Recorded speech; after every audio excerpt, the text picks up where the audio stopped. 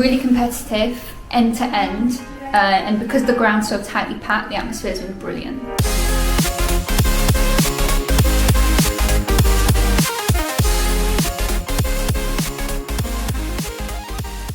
What's up guys, it's State of Soccer. We're back for another Matchday vlog. It's been a couple years since I've been in Europe.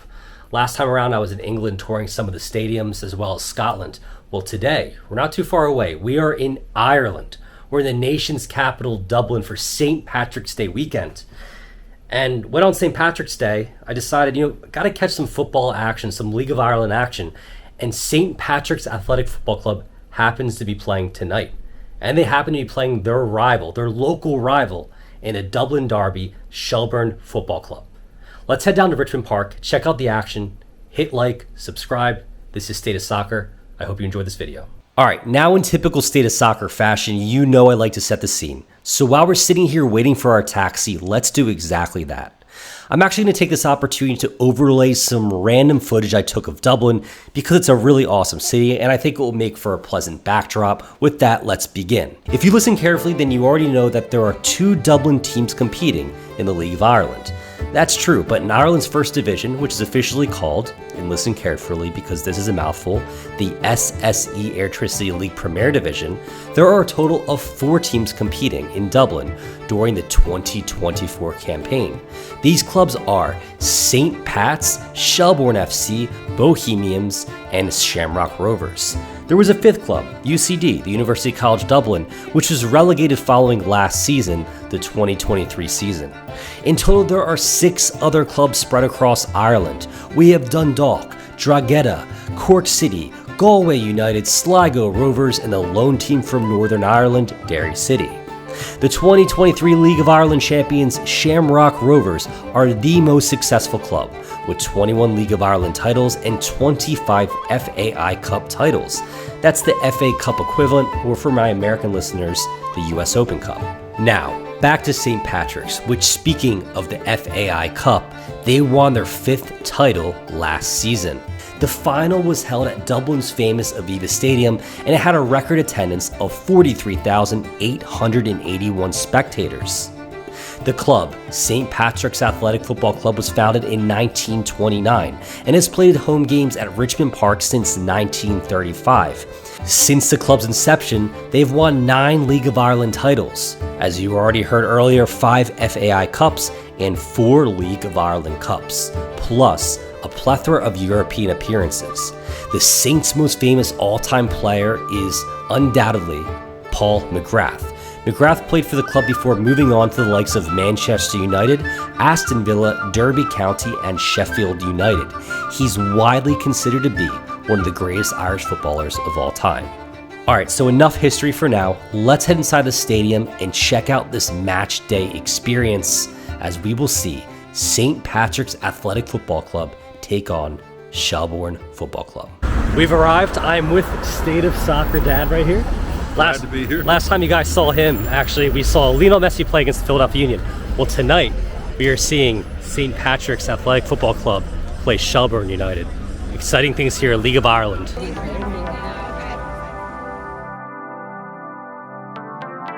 Walking into Richmond Park, I felt a real sense of nostalgia. This is real football, confirmed. Ireland brings it. In fact, I already knew from the moment I saw the floodlights, turnstiles, and rounded the corner to our seats that this night would be special. Cheers to St. Pat's for setting me up with such a prime seat. From this vantage point, you could clearly see that this ground is steeped in history. Speaking of steeped, so is this fantastic cup of Irish tea. Now, officially feeling like a real Irishman, I sat back. The lineup sheet in front of me, the St. Pat's supporters to my left, the away Shelbourne supporters on my right. I could tell I was in for an authentic League of Ireland matchday experience.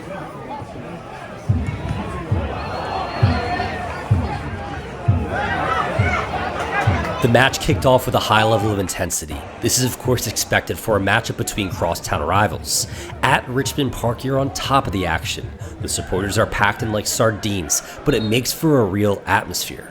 Early on, it was apparent both clubs came ready to play. The Saints had plenty of chances, but none of which really posed as a great threat. The St. Pat supporters grew eager as their club had a total of 4 corner attempts in the first 45. Shelbourne, on the other hand, was very quick. They kept their shape on the counter and posed as a threat for the entirety of the first half. To me, it was evident why Damien Duff's men are currently sitting on top of the table. The first half ended with a 0-0 scoreline. If there was one word to describe the match, it would be intensity. Both clubs battling it out. Continuing on with St. Pat's tremendous streak of hospitality, I was led to St. Pat's Gaff, which I believe is slang for home, a literal terraced house situated on the perimeter of the ground. It was full of historic images, St. Pat's relics, and it was here that I happened to run into Stunt Peg, where I got her thoughts on the first half and had a quick chat. And oh yeah, for some added context surrounding some of my questions, this match day came only a day before St. Pat's was to travel to Minnesota to take on Minnesota United of Major League Soccer. You see, the reason being that American investment group Kenosis Sports Group was announced as a strategic investor in the club. The match against Minnesota United, to be held on March 20th, would be the first time that a League of Ireland club has played an MLS side in the United States mid-season. Exciting stuff for St. Patrick's. Now, let's get to Stunt Peg's interview. What's your thoughts right now on this first half? Yeah, really competitive, end to end, and because the ground's so tightly packed, the atmosphere's been brilliant. Now, you said you're going to be visiting the U.S. soon, right? So you're going to be checking out Minnesota United? Mm-hmm. And what are you expecting in terms of that atmosphere, in terms of the stadium? I think I'm expecting a good atmosphere because I had a look and average attendance is around 19,000, so, it's sure to be good.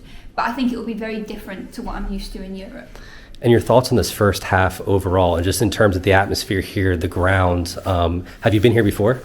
No, this is my first time here. I've been to Tallaght Stadium, which is Shamrock Rovers, and UCD as well. But my first time here, and this is something else. You really don't get grounds like this. And you have a massive YouTube following right now. Where are you based out of?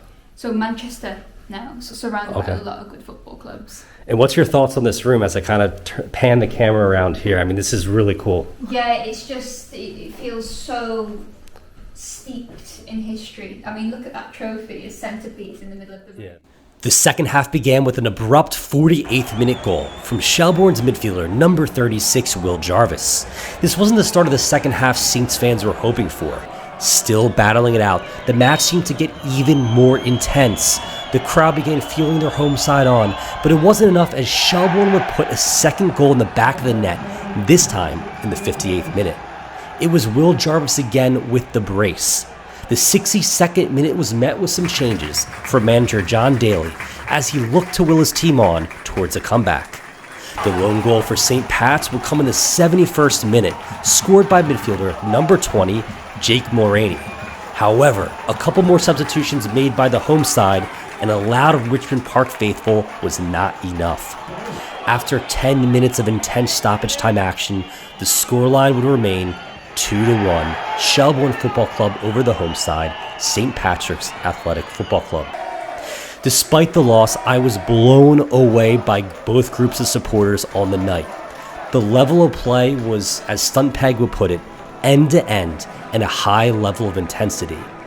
This was a match night that I will always remember. St. Pat's is a proud club, as they should be. Their supporters, past and present players, and ground is class. My one hope is that this club continues to cherish what makes them special. I'm really excited to see what this outside investment will bring to this club, but I sure hope when I return to St. Pat's in the future, there is still a resemblance of what makes them a proud Irish club. Guru Ma Agat. Thanks for watching. Once again, this is State of Soccer. I'm Brian McDonough signing off. I hope you all enjoyed.